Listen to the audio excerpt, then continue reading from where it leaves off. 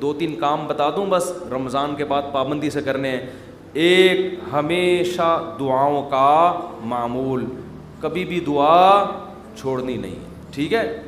دوسرا کام, دل لگے نہ لگے یہ اپنے اختیار میں نہیں. یہ لوگ کہتے ہیں دل نہیں لگ رہا, ابے بھائی تو مانگ لے, اس کی برکتیں آپ دیکھو گے انشاءاللہ. دوسرا کام, تلاوت کا ناغہ نہ ہو بھائی.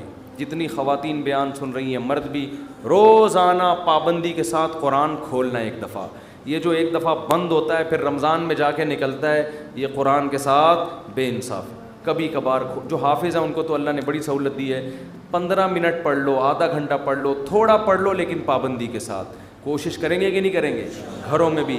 اور تیسرا کام, تسبیحات. اللہ کا نام ہے نا اس میں. دیکھو لا الہ الا اللہ اس وقت نکلا نا جب جہاز ہچکولے کھانے لگا, تو ابھی کوئی بھی ہچکولے نہیں کھا رہا, ابھی نہ کوئی اللہ الحمدللہ کچھ بھی نہیں ہو رہا. تو ابھی لا الہ الا اللہ صبح 100 دفعہ, شام کو 100 دفعہ. تیسرا کلمہ پڑھ لیا, سبحان اللہ والحمد للہ ولا الہ الا اللہ واللہ اکبر. یہ تیسرا کلمہ اللہ کو اتنا محبوب ہے, حدیث میں آتا ہے سورج جن چیزوں پہ طلوع ہوتا ہے, جتنی چیزیں ہیں ان سے زیادہ محبوب اللہ کو یہ کلمہ ہے. تو صبح 100 دفعہ تسبیحات میں رکھنے سے فائدہ یہ ہوتا ہے کہ یاد رہتا ہے انسان. آج کل تو بڑی خوبصورت خوبصورت تسبیحات آ رہی ہیں, بڑی ٹیکنیک, ان کو دیکھ کے انسان کا تسبیح پڑھنے کا دل چاہتا ہے, اور اس میں دھوکے بھی ہوتے ہیں. میں نے منگوایا تھا انٹرنیٹ پہ نا, تو ڈبہ آ گیا تھا اس میں تسبیح نہیں تھی. یہ بھی ہو رہا ہے, خالی ڈبہ. تو انٹرنیٹ پہ بڑے دھوکے ہوتے ہیں. تو 100 دفعہ صبح تیسرا کلمہ, تیسرا نہیں تو چوتھا کلمہ بھی ٹھیک ہے, لا الہ الا اللہ وحدہ لا شریک لہ لہ الملک ولہ الحمد وہو علی کل شیء قدیر. نبی صلی اللہ علیہ وسلم نے فرمایا, یہ میرا آج آخری بیان ہے, اس کے بعد اب رمضان میں بیان نہیں ہوگا, یہ ذہن میں رکھیں, یہ اعتکاف والے بھی دماغ میں رکھ لیں, ٹھیک ہے نا. تو اس لیے میں ذرا بیان آج میں نے بہت لمبا کر دیا تاکہ کچھ تو عمل تو ہونا کچھ اس پر. لا الہ الا اللہ وحدہ لا شریک لہ لہ الملک ولہ الحمد وہو علی کل شیء قدیر. ابھی کوئی جہاز ہچکولے نہیں کھا رہا ہے. 100 دفعہ صبح یہ پڑھ لو, 100 دفعہ شام کو یہ پڑھ لو, بیٹھ کے پڑھ لو, چلتے پھرتے پڑھ لو. یہ کلمہ اللہ کو اتنا محبوب کہ آپ صلی اللہ علیہ وسلم نے فرمایا جس نے 100 دفعہ یہ کلمہ صبح پڑھا اس سے زیادہ نیکیاں کوئی شخص اپنے اعمال میں جمع نہیں کر سکتا سارا دن, سوائے اس کے جو اس سے بھی زیادہ مرتبہ پڑھے. تو بہت یہ اللہ کو محبوب کلام ہے. کتنا پیارا, لا الہ الا اللہ, اللہ کے سوا کوئی عبادت کے لائق نہیں ہے, وحدہ تنہا ہے, لا شریک لہ اس کے ساتھ کوئی شریک نہیں ہے, لہ الملک اسی کی بادشاہی, ولہ الحمد اسی وہی قابل تعریف, وہو علی کل شیء قدیر. اور یحیی و یمیت بھی درمیان میں لگا سکتے ہیں, اور وہ ہر چیز پر قدرت رکھتا ہے. یحیی و یمیت, وہی موت دیتا ہے وہی حیات. اللہ کو یہ کلمات اتنے محبوب کیوں ہیں؟ آپ کہیں گے اس میں کون سا ایسا قربانی ہے؟ اصل میں دنیا میں ہر چیز کا تذکرہ کیا جا رہا ہے جس سے انسان کا مفاد. اگر لوگ کسی ذات کو سب سے زیادہ بھولیں تو کس کو؟ اللہ کو.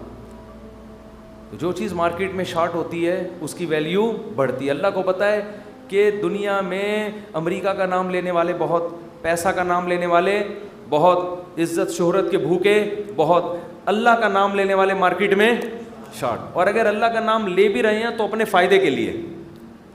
آپ نے صرف اللہ کو راضی کرنے کے لیے ان تسبیحات کی پابندی کرنی ہے. حدیث میں آتا ہے, بخاری کی حدیث ہے, کلیمتان خفیفتان علی اللسان ثقیلتان فی المیزان حبیبتان الی الرحمن. کیا خوبصورت کلام ہے. فرمائے دو کلمے ایسے ہیں زبان پہ بہت ہلکے, ترازو میں بہت بھاری, اور الرحمن کو بہت محبوب. وہ فرمایا سبحان اللہ و بحمدہ سبحان اللہ العظیم. تو چلتے پھرتے انسان یہ پڑھ لیا کرے, اور کوئی مقصد نہ ہو کہ میں یہ وظیفہ پڑھوں گا تو میری شادی ہو جائے گی, میرے بچے ہو جائیں گے, اور وہ ماموں نہیں مجھے کہیں گے ان کے بچے. یہ چکروں میں نہ پڑھیں. اللہ کو اللہ کا نام لیں اللہ کو خوش کرنے کے لیے. اللہ کو اللہ کا نام لینے والے لوگ پسند ہیں, اور میں گارنٹی کے ساتھ لکھ کے دے دوں آپ کو, اس سے جو دل میں سکون ملے گا وہ سکون آپ کو کسی نفسیاتی ڈاکٹر کی کاؤنسلنگ سے اور کسی سائیکالوجسٹ کی کاؤنسلنگ سے نہیں ملے گا آپ کو، ایسا سکون ملے گا. آپ یہ پابندی تو کریں لیکن سکون کے چکر میں نہیں کریں، یہ پھر نہیں ملے گا سکون.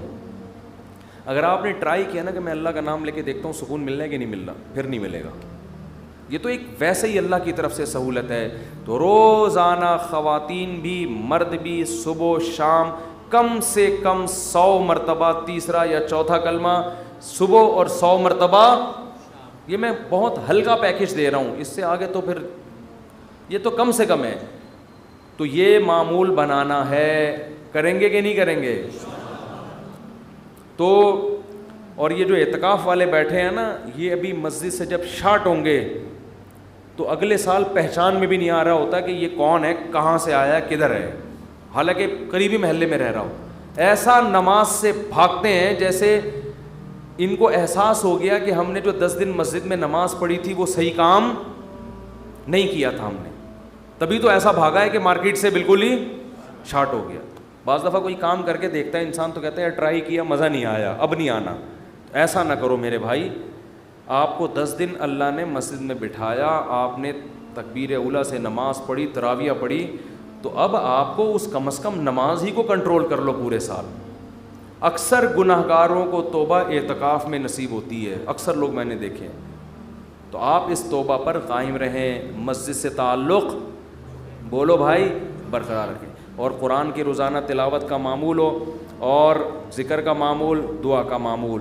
یہ 3 معمول گھروں میں پابندی سے بنانے، مردوں نے بھی اور خواتین کے جو ایام ہوتے ہیں جن میں وہ مینسس سے ہوتی ہیں، اس میں صرف تلاوت نہیں کر سکتی، وہ دعا بھی مانگ سکتی ہیں اور تسبیحات. اس تسبیح میں 10 دفعہ درود شریف اور استغفار کا بھی اضافہ کر لیں. جب 100 دفعہ تیسرا کلمہ ہوگا نا، اس سے پہلے 10 دفعہ درود شریف اور 10 دفعہ استغفار. تو یہ معمول بنائیں، اس سے انشاءاللہ سکون ملے گا. قرآن کہتے ہیں الا بذکر اللہ تطمئن القلوب. اللہ فرماتے ہیں اللہ کے ذکر سے دلوں کو سکون ملتا ہے.